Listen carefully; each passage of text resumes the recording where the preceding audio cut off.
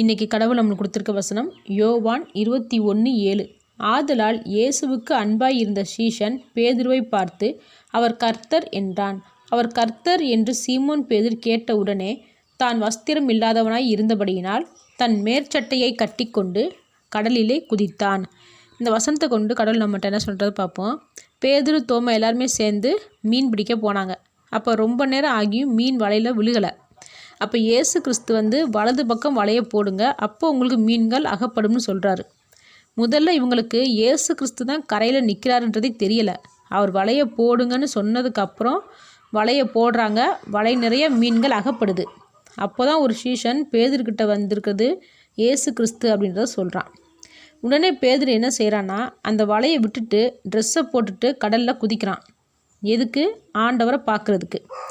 எல்லா சீஷர்களும் மீன் வலையை இழுத்துட்டு இருக்கும்போது பேதுரு மட்டும் கடலில் குதித்து தேவனை பார்க்க வரான். நம்மளாக இருந்தால் என்ன செய்வோம்?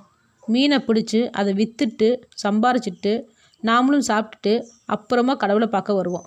அப்பயும் எதுக்கு மறுபடியும் வருவோம் கடவுளை பார்க்க? மறுபடியும் ஏதாச்சும் சம்பாதிக்கிறதுக்கு ஐடியா கொடுப்பாரா, சான்ஸ் கொடுப்பாரா, பிளானை சொல்லுவாரான்னு நம்ம எதிர்பார்த்து வர்றோம். அப்படி தான் இப்போ வரைக்கும் சர்ச்சுக்கு வர்றோம். நம்ம வேண்டுதலுக்காக தான் வந்துட்டு இருக்கோமே தவிர இன்னைக்காச்சும் ஆசையோட எந்த வேண்டுதலும் இல்லாமல் தேவனை பார்க்க வாரோமா? வேண்டுதல் இல்லாமல் தேவனை பார்த்து அன்பாக பேசுகிறதுக்கு நேசிக்கிறதுக்கு வாரோமா? இல்லையே. நமக்கு காரியம் ஆகணும்னு தான் சர்ச்சுக்கு போகிறோம்.